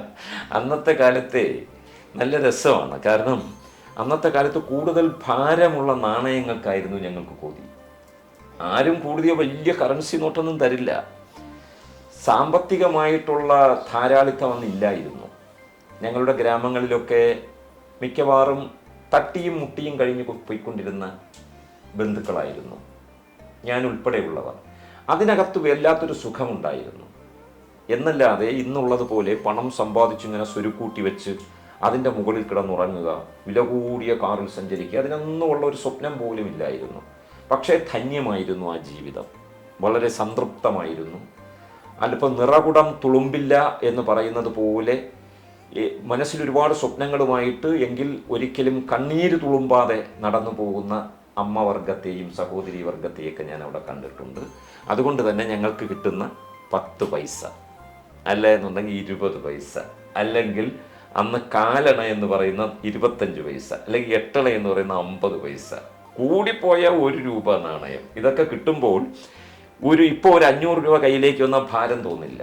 2000 രൂപ വന്നാലും അത് വെറും കടലാസായിട്ട് തോന്നും. പക്ഷേ ഒരു 10 രൂപയുടെ നാണയം ഇങ്ങനെ കയ്യിലേക്ക് വീഴുമ്പോൾ അതിനൊരു ഭാരം തോന്നും. ഇത് ഒരു പിടി നാണയം ഇങ്ങനെ വാരി ഇടുമ്പോൾ അത് ആകെ എണ്ണി നോക്കിക്കഴിഞ്ഞാൽ ഒരു 200 രൂപ കാണുകയുള്ളൂ, അല്ലെങ്കിൽ 300 രൂപ. പക്ഷെ അതിന് വലിയ ഭാരമായിരിക്കും. ആ ഭാരമായിരുന്നു ഞങ്ങളുടെ ഈ കൈനീട്ടം എന്ന് പറയുമല്ലോ, ആ കൈനീട്ടത്തിൻ്റെ ഏറ്റവും വലിയ സൗന്ദര്യം. അപ്പോൾ ഞങ്ങൾക്ക് കിട്ടിയിരുന്ന ഈ നാണയങ്ങൾ 10 പൈസ, 20 പൈസ, 50 പൈസ എല്ലാ കുട്ടികൾക്കും കൊടുക്കണ്ടേ. അപ്പോൾ അങ്ങനെയുള്ള തലേ ദിവസം കരുതി വയ്ക്കുന്ന അവരുടെ ശേഷി അനുസരിച്ച് തരുന്ന ഇങ്ങനെയുള്ള നാണയങ്ങളായിരുന്നു ഞങ്ങൾക്ക് കിട്ടിയിരുന്നത്. ആ നാണയം തന്നെ വലിയ സമ്പത്തായിട്ട് ഇപ്പോൾ എനിക്ക് തോന്നുന്നു. അതിനെത്ര ലക്ഷം എത്ര കോടി വില പറഞ്ഞാലും അന്ന് കിട്ടിയിരുന്ന ആ പ്രഭാതവേളയിൽ വിഷുവേളയിൽ കിട്ടിയിരുന്ന നാണയങ്ങളുടെ മൂല്യം വരില്ല മക്കളെ. അത്രയ്ക്ക് സുന്ദരമായൊരു കാലം നമ്മുടെ നാട്ടിൽ, എൻ്റെ കുട്ടിക്കാലം, എനിക്കും ഉണ്ടായിരുന്നു അങ്ങനെ ഒരു കുട്ടിക്കാലം. അപ്പോൾ എൻ്റെ അവന്തിക മോള് പാടിയതുപോലെ ഞാനും വഴിയിൽ കാണുന്ന തൊട്ടാവാടിയെല്ലാം തൊട്ടടപ്പിച്ച് ഇങ്ങനെ അതിൻ്റെ കൗതുകം നോക്കി അതിങ്ങനെ കൈകൂപ്പി നിൽക്കും, ഒന്നും ചെയ്യരുതേ എന്ന് പറഞ്ഞിട്ട് ഇങ്ങനെ നിൽക്കും. അപ്പം അങ്ങനെയൊക്കെയുള്ള രസകരമായിട്ടുള്ള ഒരുപാട് മുഹൂർത്തങ്ങൾ ഉണ്ടായിരുന്നു. പ്രാർത്ഥനയുടെ ചോദ്യത്തിന് ഞാൻ മറുപടി പറയുന്നു. നോട്ടുകളായിരുന്നില്ല അന്ന് കിട്ടിയത്, കറൻസി നോട്ടല്ലായിരുന്നു, മറിച്ച് നാണയത്തുട്ടുകളായിരുന്നു. ആ നാണയത്തുട്ടിൻ്റെ ഭാരം ഇപ്പോഴും സ്നേഹം കൊണ്ട് വല്ലാത്തൊരു ഗൃഹാതുരത കൊണ്ട് എൻ്റെ ഹൃദയത്തെ പാതാളത്തോളം താഴ്ത്തുകയാണ്. ഇനി എന്താ നമുക്ക് പങ്കുവയ്ക്കാനുള്ളത്? സാറ് കൂടുതലും എഴുതുന്ന കവിതകളൊക്കെ ഗ്രാമീണ പശ്ചാത്തലം അതനുസരിച്ച് വരുന്ന കവിതകളാണ്. അപ്പോൾ എന്തുകൊണ്ടാണ് ആ ഒരു മേഖലയിലുള്ള കവിതകൾ എഴുതാൻ കാരണം? അങ്ങനെ എഴുതിയിട്ടുള്ളതിൽ ഏതെങ്കിലും ഒരു കവിതയുടെ 2 വരി അത് ചൊല്ലാം. ഗ്രാമം എന്ന് പറയുന്നതാണ് ഏറ്റവും വലിയ സത്യം. നഗരത്തിൽ ഞാൻ ജീവിക്കുന്നു, നമ്മൾ ജീവിക്കുന്നു, പക്ഷെ നഗരത്തിനകത്ത് നമ്മളൊരു ഗ്രാമത്തെ അന്വേഷിച്ചു കൊണ്ടിരിക്കുക. എന്താണ് ഗ്രാമം എന്ന് ചോദിച്ചാൽ ഇങ്ങനെ അരുവികൾ ഇങ്ങനെ കളകളം പാടി ഒഴുകുന്നത് എന്നൊന്നും ഇപ്പോൾ പറയാൻ നിവർത്തിയില്ല. ഗ്രാമം എന്ന് പറഞ്ഞാൽ പരസ്പരം തിരിച്ചറിയുന്ന ഒരുപാട് മനുഷ്യരുടെ മാത്രമല്ല, പരസ്പരം തിരിച്ചറിയുന്ന ഒരുപാട് മനുഷ്യർ, പക്ഷികൾ, നേരത്തെ പറഞ്ഞ പോലെ നായ്ക്കുട്ടികൾ, പിന്നെ ഉരകങ്ങൾ, പൂമ്പാറ്റകൾ, ചെടികൾ, പരസ്പരം തിരിച്ചറിയുന്ന ഒരു വർഗം, ജീവകുലം, അല്ലെങ്കിൽ ഒരു ചരാചര വർഗം. ഇതിനെയാണ് ഞാൻ ഗ്രാമം കൊണ്ട് ഉദ്ദേശിക്കുന്നത്. നഗരത്തിലൂടെ നടക്കുമ്പോൾ പരിചയമില്ലാത്ത ഒരുപാട് പേരെ ഞാൻ കാണുന്നു. പേരെന്തെന്നറിയില്ല, എവിടെ നിന്ന് വരുന്നു എന്നറിയില്ല, ഏത് വീട്ടിൽ താമസമെന്നറിയില്ല. ഇതിനെയാണ് ഞാൻ നഗരമായി കാണുന്നത്. അപ്പം നഗരത്തിൽ ഞാൻ ഗ്രാമത്തെ അന്വേഷിക്കുന്നു. പിന്നെ അന്ന് പഠിക്കാനുണ്ടായിരുന്നു കേട്ടോ.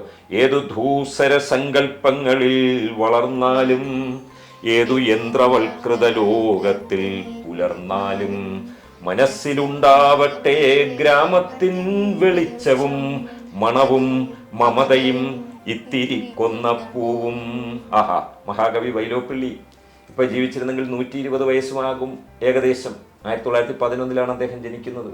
അപ്പോൾ ആ അത്രത്തോളം പ്രായമെത്തുന്ന മഹാകവി വൈലോപ്പിള്ളിയുടെ വരികളാണ് ഏതു ധൂസര സങ്കല്പങ്ങളിൽ വളർന്നാലും. പൊടി പിടിച്ച് മാറാല മൂടിക്കിടക്കുന്ന ഏതെല്ലാം സങ്കല്പങ്ങളിൽ നമ്മൾ ഇനി ജീവിച്ചാലും, ഏതു യന്ത്രവൽകൃത ലോകത്തിൽ പുലർന്നാലും. സമയമറിയണമെങ്കിൽ അന്ന് ഞാൻ സൂര്യൻ്റെ നിഴൽ നോക്കിയിട്ട് ചുവടളന്ന് സമയമറിയുമായിരുന്നു. ഇപ്പോൾ എൻ്റെ വാച്ചിൽ നോക്കും, വാച്ചിൽ നോക്കില്ല, ഞാൻ മൊബൈൽ എടുത്ത് ഇങ്ങനെ ഓൺ ചെയ്ത് നോക്കും, അതിൽ എത്ര എഴുതി കാണിക്കുന്നത്. അപ്പോൾ അത് യന്ത്രവൽകൃതമാണ്. അന്ന് ഞങ്ങളിങ്ങനെ കിലോമീറ്ററുകളോളം നടന്നു പോകുമായിരുന്നു. നടക്കില്ല, ഏതെങ്കിലും വാഹനത്തിൽ പോകും. ഒന്നിൽ കാറിൽ പോലെ, ബൈക്കിൽ പോലെ, ബസ്സിൽ പോലെ, ഓട്ടോയിൽ പോയി. നടക്കുന്നത് ഒരു സ്വപ്നം മാത്രമായി, യന്ത്രവൽകൃതമായി കഴിഞ്ഞു. വീട്ടിൽ അരയ്ക്കുകയും പൊടിക്കുകയും കിണറ്റിൽ നിന്ന് വെള്ളം കോരുകയൊക്കെ ചെയ്യുന്ന ശബ്ദം എപ്പോഴും ഒരു താളമായിട്ട് ഇങ്ങനെ ഞങ്ങളുടെ ഗ്രാമത്തിലെ വീടുകളെ ഉണർത്തിക്കൊണ്ടേയിരുന്നു. ഇന്ന് ആ ശബ്ദമുണ്ട്, പക്ഷേ മിക്സി കറങ്ങുന്നതിൻ്റെയും ഗ്രൈൻഡർ കറങ്ങുന്നതിൻ്റെയും പമ്പ് ഓൺ ചെയ്ത് വാട്ടർ ടാങ്കിലേക്ക് വെള്ളം കടന്നു ചെല്ലുന്നതിൻ്റെയൊക്കെ ആയിട്ടുള്ള താളം. എനിക്ക് ആ താളത്തോട് യാതൊരു വിമുഖതയുമില്ല, ഞാൻ അതിനെയൊക്കെ ഇഷ്ടപ്പെടുന്നു. അതെല്ലാം മനുഷ്യൻ്റെ വലിയ വലിയ വലിയ വളർച്ചയുടെ ശബ്ദങ്ങളാണ്, നാദങ്ങളാണ്. അതുകൊണ്ട് തന്നെ ഞാൻ എഴുതുന്ന കവിതകളിൽ ഗ്രാമമുള്ളത്, ആ ഗ്രാമത്തെ മനസ്സിൽ നിന്ന് കൈവിട്ട് പോകാൻ നമ്മൾ ഒരിക്കലും അനുവദിക്കില്ല ബോധപൂർവം. എപ്പോഴും നമ്മൾ മനസ്സിൽ പൂക്കളെ ഇഷ്ടപ്പെടും. മനസ്സുകൊണ്ട് നമ്മൾ കിളിക്കുഞ്ഞുങ്ങളെ ഇഷ്ടപ്പെടും, മനസ്സുകൊണ്ട് പാഠങ്ങളെ ഇഷ്ടപ്പെടും, മനസ്സുകൊണ്ട് അധ്വാനത്തെ ഇഷ്ടപ്പെടും. ഒരുപക്ഷെ അധ്വാനിക്കാൻ സന്ദർഭം അനുവദിക്കാത്ത മഹാനഗരങ്ങളിൽ ഇരുന്നു കൊണ്ട് പോലും അധ്വാനത്തിൻ്റെ ഭംഗി നമ്മൾ ആസ്വദിക്കും. ഞാനിത് പറയുന്നത് പ്രാർത്ഥനയും അവന്തികയും ഞാൻ പറയുന്നത് കേട്ട് മനസ്സിലാക്കാൻ പ്രാപ്തിയുള്ള എൻ്റെ കുട്ടികളാണ്. അതുകൊണ്ടാണ് ഞാൻ പറയുന്നത്, വലിയ കാര്യമല്ല പറയുന്നത്. എൻ്റെ മക്കൾക്കത് മനസ്സിലാവുന്നുണ്ട്. നിങ്ങൾ ചിരിക്കുന്നതും തലകുലുക്കുന്നതും കാണുമ്പോൾ എനിക്കറിയാം നിങ്ങൾക്ക് മനസ്സിലാവുന്ന കാര്യങ്ങളാണ്. കാരണം ബാല്യകാലത്തിൽ ഞങ്ങളെ ഇതൊക്കെ പറഞ്ഞ് പഠിപ്പിച്ചത് തന്നെയാണ്. അപ്പോൾ അങ്ങനെ ഞാൻ പുന്നയും കൊന്നയും പൂത്തു വെള്ളി വെളുത്തു കണ്ണേറ്റിലിന്നും കാക്ക വിരുന്നു വിളിച്ചു എന്നാണിനി എന്നു വരും നീ എന്നു വരും കല്ലൊരേള് പൂക്കും കാലം കാക്ക മലർന്നു പറക്കും കാലം കല്ലൊരേള് പൂക്കും കാലോ കാക്ക മലർന്നു പറക്കും കാലോ. അന്ന് എഴുതിയൊരു കവിതയാണ് ഞാൻ. നോക്കുക, പുന്നയും കൊന്നയും പൂത്തു. പുന്നമരം കണ്ടിട്ടുണ്ടോ? പുന്നമരം എന്ന് പറയുന്നത് നല്ല രസമുള്ള ഒരു മരമാണ്. പുന്നയ്ക്ക കിട്ടും. പുന്നയ്ക്ക കൊണ്ട് ഞങ്ങളിങ്ങനെ ഗോലി കളിക്കും. ഗോട്ടി കളിക്കുക, ഗോലി കളിക്കുക എന്ന് പറയും. പുന്നയ്ക്ക എടുത്തിട്ടാണ് അതിനെ ഗോട്ടി ഉണ്ടാക്കുന്നത്, ഗോലി ഉണ്ടാക്കുന്നത്. കളിയിൽ തോക്കുന്ന ആളിങ്ങനെ മുട്ട് വെച്ച് കൊടുക്കും. അപ്പോൾ ഇതിലിങ്ങനെ ഇവിടെ ഇങ്ങനെ അടിക്കും. എനിക്ക് ഒരുപാട് അങ്ങനെ കിട്ടിയിട്ടുണ്ട്. വേദനിച്ച് നിലവിളിക്കും. ഞാൻ എപ്പോഴും ഇങ്ങനെ അടിച്ചു കൊള്ളിക്കാൻ തെറ്റിപ്പോകും. ഞാൻ എത്ര അടിച്ചാലും അത് കൊള്ളില്ല ലക്ഷ്യത്തിൽ. അപ്പോൾ ഞാൻ തോക്കുകയും എൻ്റെ മുട്ടിലേക്ക് ഇങ്ങനെ ഗോലി കൊണ്ടുള്ള പുന്നയ്ക്ക കൊണ്ടുള്ള തല്ല് കിട്ടുകയും ചെയ്തിട്ടുണ്ട്. അതിൻ്റെ വേദനയ്ക്ക് ഇപ്പോൾ ഒരു സുഖമുണ്ട് മക്കളെ. അങ്ങനെ നല്ല തിളക്കമുള്ള ഇലകളുള്ള ഒരു മരമാണ് പുന്നമരം. ആ പുന്ന പൂക്കും ഈ മേട വിഷുവാകുമ്പോൾ. അതേപോലെ തന്നെ അതിൻ്റെ കൂട്ടത്തിൽ എടാ ഞാനും പൂത്തടാ എന്ന് പറഞ്ഞുകൊണ്ട് എന്തും പൂക്കും, കൊന്നയും പൂക്കും. പുന്നയും കൊന്നയും പൂത്തു വെള്ളി വെളുത്തു. അത് പൂക്കുകയും പ്രഭാതവേള എത്തുകയും ചെയ്തു. മകരത്തിൻ്റെ വിഷു വെള്ളി വെളുത്തു, അല്ലെങ്കിൽ വിഷുവേള ഇതാ എത്തിക്കഴിഞ്ഞു. കണ്ണേറ്റിലിന്നും കാക്ക വിരുന്നു വിളിച്ചു. കാക്ക വിരുന്ന് വിളിക്കുന്നതുണ്ടായിരുന്നു കേട്ടോ കുട്ടിക്കാലത്ത്. വാഴക്കൈ കദളി വാഴ കയ്യിലിരുന്ന് കാക്ക ഇന്നു വിരുന്നു വിളിച്ചു വിരുന്നുകാര വിരുന്നുകാര വിരുന്നുകാര വന്നാട്ടെ. എൻ്റെ കുട്ടിക്കാലത്ത് ഇത് അനുഭവമായിരുന്നു കേട്ടോ. ഒരു കാക്ക ഇരുന്ന് വിരുന്ന് വിളിക്കുകയാണെങ്കിൽ വീട്ടില് വിരുന്നുകാർക്ക് കൊടുക്കാൻ എല്ലാ സാധനങ്ങളും ഇല്ലാന്നിരിക്കട്ടെ, പായസം വെച്ചു കൊടുക്കാൻ ശർക്കരയില്ല. എൻ്റെ അച്ഛനാണെങ്കിൽ വൈദ്യശാലയിൽ പോയേക്ക്. അച്ഛൻ വരുമ്പോൾ ഇനി വൈകിട്ടാകും. കാക്കയും വിരുന്ന് വിളിക്കുന്നു. ഇപ്പോൾ ആരെങ്കിലും കയറി വന്നാൽ എങ്ങനെ ഇവർക്ക് പായസം ഉണ്ടാക്കി കൊടുക്കും, എങ്ങനെ ആഹാരം ഒരുക്കി കൊടുക്കും, ഇങ്ങനെ അന്വേഷിച്ച് ഓരോ വീട്ടിലും വല്ലാതെ ഇങ്ങനെ ഉത്രാട ചൂടിൽ പരവേശപ്പെട്ട് നടക്കുന്നു തിരുവോണത്തിൻ്റെ അന്ന് പറയാറില്ല. അതേപോലെ പരവേശപ്പെട്ട് നടക്കുന്ന അമ്മമാരെ ഞാൻ കണ്ടിട്ടുണ്ട്. അയ്യോ കാക്ക വിരുന്ന് വിളിക്കുന്നു, ആരെങ്കിലും കയറി വരുമെന്ന്. ഇവിടെ പൊരിച്ചു കൊടുക്കാൻ പപ്പടമില്ലല്ലോ, കുട്ടികളൊക്കെ സ്കൂളിൽ പോയല്ലോ, ഇനി പപ്പടം വാങ്ങണമെങ്കിൽ എവിടെ പോകും, അതിനുള്ള നാണയം ഇവിടെ ഉണ്ടോ എന്ന് തന്നെ എനിക്കറിയില്ല എന്ന് പറഞ്ഞിട്ട് ഇങ്ങനെ നടക്കും. അപ്പോൾ കാക്ക വിരുന്ന് വിളിക്കുന്നത് അന്നത്തെ ഞങ്ങളുടെ ഒരു നിത്യ ജീവിതത്തിൻ്റെ അനുഭവമായിരുന്നു. ഇന്നിപ്പോൾ ഏത് കാക്ക, ഇന്നങ്ങനെ വിരുന്ന് വിളിക്കുന്ന കാക്കയെ കാണാറില്ല അല്ലേ? അതൊരു വലിയ കാഴ്ച ഇവിടെ നഷ്ടമായിട്ട് എനിക്ക് തോന്നുന്നുണ്ട് കേട്ടോ. വല്ലാത്തൊരു സുഖമാണ് അതിൻ്റെ. കാക്കയും കദളി വാഴ കയ്യിലിരുന്ന് കാക്ക ഇന്നു വിരുന്നു വിളിച്ചു വിരുന്നുകാര വിരുന്നുകാര വിരുന്നുകാര വന്നാട്ടെ. ഭാസ്കരൻ മാഷ് കേരളീയതയെ ഇങ്ങനെ ഒപ്പിയെടുക്കുന്നതാണ്. ഇത്രയും തലമുറകൾ പാടുകയല്ലേ. അപ്പം അങ്ങനെ കാക്ക വിരുന്ന് വിളിക്കുന്നതാണ്. ഞാൻ ഇതിനെ കണ്ണേറ്റെന്ന് പറഞ്ഞു കഴിഞ്ഞാൽ വീടിൻ്റെ താഴെയുള്ള മലയോരമാണ്. അത് പോയിട്ട് ചെറിയ അരുവികളിൽ ചെന്ന് ചേരും. എന്നിട്ട് അത് കഴിഞ്ഞിട്ട് പാടമായിരിക്കും. അതിനെയാണ് നമ്മൾ കണ്ണേറ്റ് എന്ന് പറയുന്നത്. നമ്മുടെ തിരുവനന്തപുരം നഗരത്തിലുണ്ട് കണ്ണേറ്റ് മുക്ക്. ഇതൊക്കെ പണ്ടൊക്കെ ഇവിടെയൊക്കെ കാടായിരുന്നു മക്കളെ. ഒരു അരനൂറ്റാണ്ട് മുമ്പ് ഇവിടെ വലിയ കാടായിരുന്നു. നമ്മളിരുന്ന് സംസാരിക്കുന്ന സ്ഥലങ്ങളിലൊക്കെ വനങ്ങളായിരുന്നു. അതുകൊണ്ട് തന്നെ നമ്മൾ അനന്തൻ കാട്, നമ്മുടെ പത്മനാഭസ്വാമി ക്ഷേത്രം ഇപ്പോൾ വലിയ പ്രാഗൽഭ്യം നേടി. കാരണം പത്മനാഭസ്വാമി ഏറ്റവും വലിയ കോടീശ്വരനായി മാറി. അത് ലോകം അറിയാൻ തുടങ്ങിയതിന് ശേഷം പത്മനാഭസ്വാമിയെ കണ്ട് വണങ്ങാൻ ഒരുപാട് ആൾക്കാർ ഇങ്ങനെ വരാൻ തുടങ്ങിയാണ്. അപ്പൊ ദൈവത്തിനും സമ്പത്തുണ്ടെങ്കിൽ ഒരു വില വരും കേട്ടോ. സമ്പത്തില്ലെങ്കിൽ, അതുകൊണ്ട് വിഷുക്കാലത്തൊക്കെ അങ്ങനെ പറയുമായിരുന്നു, പണമില്ലെങ്കിൽ പിണം, പണമില്ലെങ്കിൽ പിണം. പിണം എന്ന് പറഞ്ഞാൽ എന്താണ്? ശവശരീരം.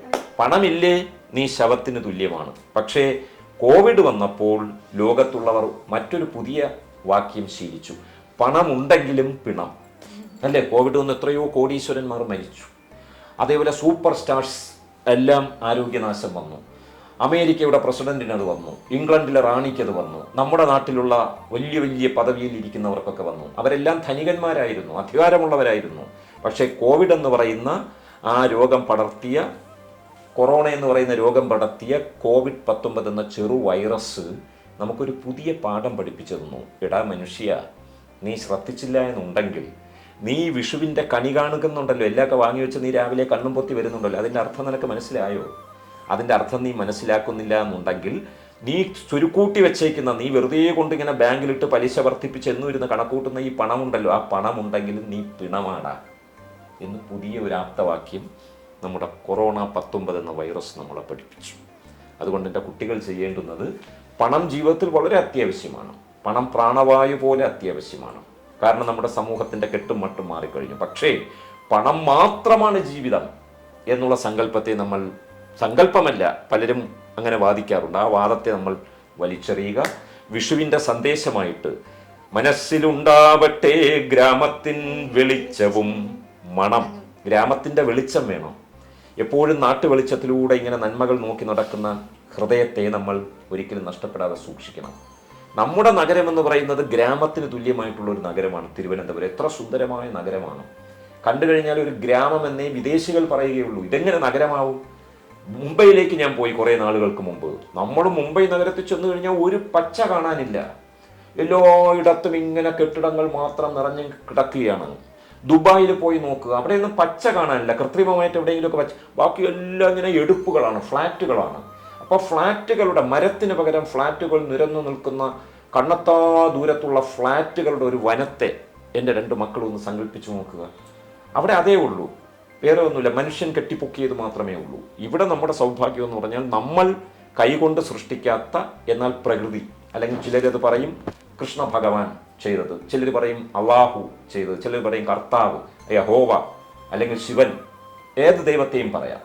ആരുണ്ടാക്കിയതെന്നറിയില്ല. നമ്മൾ സൃഷ്ടിക്കാത്ത ഈ പ്രകൃതി സൗന്ദര്യത്തെ നീ നിലനിർത്തുന്നില്ല എന്നുണ്ടെങ്കിൽ, നിനക്ക് എത്ര പണമുണ്ടെങ്കിലും നീ പിണമായി പോകും എന്നുള്ള ഒരു പുതിയ കാലത്താണ് എൻ്റെ ചൈതന്യമുള്ള കുട്ടികളോടൊപ്പം ഞാൻ ഈ വിഷുവേള പങ്കിടുന്നത്. അതുകൊണ്ട് യോഗനാദം എന്നുള്ളത് നമ്മുടെ ജീവിതത്തിൻ്റെ സൗഭാഗ്യനാദമാണ്. നമ്മൾ ആനന്ദയോഗം, സംതൃപ്തിയുടെ യോഗം, നമ്മൾ സ്നേഹത്തിൻ്റെ യോഗം, സഹകരണ ബുദ്ധിയുടെ യോഗം, ആരോഗ്യത്തിൻ്റെയും അഭിമാനത്തിൻ്റെയും യോഗം, ഇതെല്ലാം ജീവിതത്തിൽ നിലനിർത്തുന്നതിന് വേണ്ടിയാണ് സന്ദർഭവശാൽ ഈ സുന്ദരമായ വാർത്താ ചാനലിലേക്ക് എൻ്റെ കുട്ടികളുടെ ചോദ്യങ്ങൾക്ക് മറുപടി പറയാനും, നിങ്ങളുടെ കണ്ണും നിങ്ങളുടെ ചോദ്യവും നിങ്ങളുടെ മന്ദഹാസവും എല്ലാം കേട്ട് ഒരു പിതാവിൻ്റെ ഉള്ളിലുണ്ടാകുന്ന രീതിയിലുള്ള വാത്സല്യത്തിൻ്റെ അറബിക്കടൽ ഇരമ്പുന്നത് അനുഭവിക്കുവാനും എനിക്ക് യോഗമുള്ളത്. ഇനി എന്താ എൻ്റെ കുട്ടികൾക്ക് ചോദിക്കാനുള്ളത്? സാറിന് ഞങ്ങളെ പോലുള്ള കൊച്ചു കുട്ടികൾക്ക് തരാൻ എന്തെങ്കിലും ഉപദേശമുണ്ടോ സാർ? എൻ്റെ കൊച്ചുമക്കളോട് പറയേണ്ട കാര്യങ്ങളാണ് ഞാൻ ഇത്രയും പറഞ്ഞത്. പക്ഷേ എങ്കിലും 2 മിടുക്കികളായിട്ടുള്ള കുട്ടികൾ എൻ്റെ അപ്പുറവും ഇപ്പുറവും ഇരിക്കുന്നുണ്ട്. ഞാൻ പറയട്ടെ, നേരത്തെ പറഞ്ഞതിനെ ഞാൻ ആവർത്തിക്കുകയാണ്. ഇപ്പൊ നോയിക്കോളനെ. 1 കോടി ദിവാകരൊത്തുയരുംപടി പാറുട് നീരലനാദികളും കെടുമാറ് കിളർന്നു വരുന്നൊരു നിൻവടി വെന്നുമിരുന്ന് വിളങ്ങിടണം ഇടണേരു കൺമുന എന്നിൽ അതിനടി എന്ന അഭിലാഷമുമാപതിയെ ജടമിന്നത് കൊണ്ട് ജയിക്കും അതിനിടയില്ല ഇരിപ്പതിലൊന്നിലുമേ നിലമൂട് നെരുപ്പ് നിരന്നൊഴുകും ജലമാശുക നമ്പരമഞ്ചിലുമേ ഇലയാതെ അടിക്കടി നൽകുക നിന്നിലയൊന്നിത് തന്നെ നമുക്ക് മതി. മതി തൊട്ട് മണം മുതൽ 5 ഉണർന്നരുളോളവുമുള്ളത് ചിന്മയമാം ചിരിതൊട്ടിരുളോളം അഹോജടമാം അത് 2ലുമായ മരുന്നഖിലം അഖിലർക്കും അതങ്ങനെ തന്നെ മതം സുഖസാധ്യമിതെന്ന് ശുഗാദികളും പകരുന്നു പരമ്പരയായി പലതും ഭഗവാനുടമായ ഹോ വലുതേ. വലുതും ചെറുതും നെടു മധ്യവുമായ ലയറ്റുയരുന്ന ചിദംബരമേ മല മായയിലാണ് മയങ്ങി മനം നില വിട്ടു നിവർന്നലയാതരുളേ. അരുളേ തിരുമേനി അണഞ്ഞിടുമീ ഇരുളേ വെളിയെ ഇടയെ പൊതുവേ കരളേ കരളിങ്കലിരിക്കും മരുമ്പൊരുളേ പുരി 3 മെരിച്ചവനെ എരികയ്യതിലേന്തി ഇറങ്ങി വരും തിരുമേനി ചിദംബരമെന്നരുളും പുരി തന്നിലിരുന്ന് പുരംപൊരി ചെയ്തരുളുന്നതു തന്നെ ഒരത്ഭുതമാം പുതുമാങ്കനി പുത്തമൃതകുളമേ മധുവേ മധുരക്കനിയെ രസമേ വിധിമാത വരാതി തിരഞ്ഞിടുമെൻ പതിയെ പദപങ്കജമേ ഗതിയെ ഗതി നീ അടിയെന്നെ ഗജത്ത ഉരിച്ചത് കൊണ്ടുട ചാർത്തിയ ചിന്മയമേ ചതി ചെയ്യും ഇരുട്ടൊരു ജാതി വിടുന്നതിനരുളേകണമേ. ഇത് ആരെഴുതിയെന്നറിയോ? ഇത് മഹാകവിയും മഹാഋഷിയും ലോകഗുരുവും ആയിട്ടുള്ള മലയാളികളുടെ ഏറ്റവും വലിയ അഭിമാനമായിട്ടുള്ള ആദരവ് ഏറ്റുവാങ്ങി ഇപ്പോഴും നമ്മളെ വളർത്തിക്കൊണ്ടിരിക്കുന്ന സാക്ഷാൽ ശ്രീനാരായണ ഗുരുദേവൻ. അദ്ദേഹത്തിന് 27 വയസ്സുള്ളപ്പോൾ എഴുതിയ ചിജ്ജട ചിന്തനം എന്ന വേദാന്ത കീർത്തന കവിതയാണ് ഇത്. ഈ അങ്കിൾ വളരെ കുഞ്ഞുനാളിലെ അച്ഛൻ്റെ നിർദ്ദേശപ്രകാരം കാണാതെ പഠിച്ചിട്ട് ഞാനിപ്പോൾ പാടിയതുപോലെ മാത്രമല്ല, 1 കോടി ദിവാകരൊത്തുയരുംപടി പാരോട് നീരിലനാദികളും കെടുമാറ് കിളർന്നു വരുന്നൊരു നിൻവടി വെന്നുമിരുന്ന് വിളങ്ങിടണം ഇടനേരു കന്മുനയല്ലതിനടി എന്ന അഭിലാഷമുമാപതിയെ ജടമിന്നത് കൊണ്ട് ജയിക്കും അതിനതയിലെ ഒരിക്കലുമേ ജമോട് തിരപ്പ് നിരന്നൊഴുകും ജലമാശുകനം വലമഞ്ചിലുമേ ഇലയാതെ അടിക്കടി നൽകുക നിന്നിലെ ഒന്ന് തന്നെ നമുക്ക് മതി. ഇങ്ങനെ ഇങ്ങനെ പറഞ്ഞുകൊണ്ടേയിരിക്കണം. എപ്പോഴെങ്കിലും ശ്രദ്ധ തെറ്റിക്കഴിഞ്ഞാൽ നമുക്ക് വാക്കുകൾ മാറിപ്പോവും. അങ്ങനെ ശ്രദ്ധ തെറ്റാതെ ധ്യാനിക്കുന്നത് പോലെ എൻ്റെ കുട്ടികൾ ഏറ്റവും നല്ല വരികൾ മനസ്സിൽ തട്ടിയാൽ, അത് ഇംഗ്ലീഷ് ഭാഷയാകട്ടെ, അത് ഹിന്ദിയാകട്ടെ, തമിഴാകട്ടെ, മലയാളമാകട്ടെ, സംസ്കൃതമാകട്ടെ, അത് കാണാതെ പഠിച്ച് നൃത്തം ചെയ്യുന്നത്. ഇതായിരിക്കുന്നത് ഒരു ഡാൻസറാണ്. പ്രാർത്ഥന, ഒരു പ്രാർത്ഥന പോലെ ഇങ്ങനെ ഡാൻസ് ചെയ്യുന്ന മോളാണ്, അറിയാലോ. ഈ മകളാണെങ്കിൽ ഒരു കവിയാണ്. അപ്പം നൃത്തം ചെയ്യുന്നത് പോലെ, കവിത ചൊല്ലുന്ന പോലെ, ഇതെല്ലാം കാണാതെ പഠിച്ച് മക്കൾ പറഞ്ഞുകൊണ്ടേയിരിക്കണം. ഇതാണ് എനിക്കുള്ള ഉപദേശം. അതിന് നല്ല താളവും നല്ല വൃത്തഭദ്രതയും നല്ല ശില്പഭദ്രതയുമുള്ള വലിയ മഹാകവികളുടെ വരികളെടുത്ത് പഠിക്കുക. ഇത് ചില്ലറ ചിന്തന ഞാൻ പറഞ്ഞതുപോലെ, ഇത് തോടകം എന്ന് പറയുന്ന വൃത്തത്തിൽ അന്താതിപ്രാസത്തിൽ ഗുരുദേവൻ എഴുതിയതാണ്. അതിൻ്റെ വിഷയം വേദാന്തമാണ്. പക്ഷേ എങ്കിലും ഒരു കോടി ദിവാകരൊത്തുയരും പടി പാരുട് നീരലനാദികളും കെടുമാറ് കിളർന്നു വരുന്നൊരു നിൻ വടിവ് എന്നും ഇരുന്ന് വിളങ്ങിടണം. വായിച്ച് പഠിച്ചാൽ വളരെ ലളിതമായിട്ട് നമുക്ക് തോന്നും. എന്തായാലും അങ്ങനെയുള്ള ഋഷീശ്വരന്മാരുടെ അനുഗ്രഹം എൻ്റെ കുട്ടികൾക്കുണ്ടാകട്ടെ. ഈ അങ്കിൾ പറയുന്നത് മനസ്സിലാകുന്നുണ്ടോ? എൻ്റെ കുട്ടികൾക്ക് എന്തുകൊണ്ടാ മനസ്സിലാകാത്തത്? അപ്പോ കദളിവാഴ കയ്യിലിരുന്ന് കാക്കയിന്നു വിരുന്നു വിളിച്ച് വിരുന്നുകാര വിരുന്നുകാര വിരുന്നുകാര വന്നാട്ടെ, വിരുന്നുകാര വിരുന്നുകാര വിരുന്നുകാര വന്നാട്ടെ. എൻ്റെ കുട്ടികൾ ലോകത്തുള്ളവരെ വിരുന്നു വിളിക്കുക. ഞങ്ങളുടെ നാട്ടിലേക്ക് വിരുന്നു വരൂ, ഞങ്ങളുടെ നാട്ടിലേക്ക് വരൂ, ഈ കേരള നാട്ടിലേക്ക് വരൂ. നിങ്ങൾക്ക് സുഖത്തോടുകൂടി ജീവിക്കാൻ സാധിക്കും. ഏറ്റവും സുന്ദരമായ ഒരു പ്രദേശം നിങ്ങൾക്ക് കാണാൻ സാധിക്കും. നിങ്ങൾ പറയും സ്വിറ്റ്സർലൻഡാണ് ഏറ്റവും, പക്ഷെ അവിടെ എല്ലാ വർഷവും പൂക്കൂല്ലല്ലോ, മഞ്ഞൊക്കെ മൂടി കിടക്കൂലേ. നിങ്ങൾ കാനഡ പറയും, അല്ലെങ്കിൽ നിങ്ങൾ നയാഗ്ര പറയും. നയാഗ്ര മഞ്ഞുകാലത്ത് ഉറഞ്ഞു പോകും, വെള്ളച്ചാട്ടം ഇങ്ങനെ ഉറഞ്ഞു നിൽക്കും. ഞങ്ങളെ ഇവിടെ അങ്ങനെ ഒന്നും പറയുന്നില്ല. ഇപ്പം പിന്നെ കുറേ ഞങ്ങൾ ചെയ്യുന്ന കുറച്ച് പ്രശ്നങ്ങൾ കൊണ്ടായിരിക്കാം ചൂട് ഇത്തിരി കൂടുതലാണ്, സഹിക്കാൻ വയ്യാത്ത രീതിയിലുള്ള ചൂട് കൂടുന്നുണ്ട്. എന്നല്ലാതെ ഇപ്പോഴും നമ്മുടെ നാട്ടിൽ 12 മാസവും പൂക്കൾ ഉണ്ടാകുന്നു, 12 മാസവും കിളികൾ പാടുന്നു. ഇവിടുത്തെ 84 ലക്ഷത്തോളം കിണറുകളിൽ ഇപ്പോഴും കുടിവെള്ളമുണ്ട്. 44 നദികൾ ഇപ്പോഴും ഒഴുകുന്നുണ്ട്. ഞങ്ങളുടെ അശ്രദ്ധ കൊണ്ട് അതെല്ലാം കെട്ടുനാറുന്നു. ഞങ്ങൾ അതിനെല്ലാം നന്നാക്കി വിഷുവിൻ്റെ സന്ദേശം എന്താണ് എന്ന് മനസ്സിലാക്കി എല്ലാവർക്കും കുടിവെള്ളവും, എല്ലാവർക്കും പാർപ്പിടവും, എല്ലാവർക്കും വിദ്യാഭ്യാസവും, എല്ലാവർക്കും അഭിമാനവും, എല്ലാവർക്കും പൂക്കണിയും, എല്ലാവർക്കും സ്നേഹവിരുന്നും നൽകുന്നത് കാണാൻ വിരുന്നുകാരായിട്ടുള്ള നാട്ടുകാരെ, വിരുന്നുകാരായിട്ടുള്ള ലോക സഞ്ചാരികളെ, വരൂ, ഞങ്ങളുടെ നാട്ടിലേക്ക് വരൂ. ഇതാണ് നമ്മൾ യോഗനാഥം ചാനലിലൂടെ ലോകത്തോട് വിളിച്ചു പറയുന്നത്. എല്ലാവർക്കും എൻ്റെ മക്കളെ സാക്ഷി നിർത്തി ഞാൻ വിഷുദിനാശംസകൾ നേർന്നുകൊള്ളുന്നു.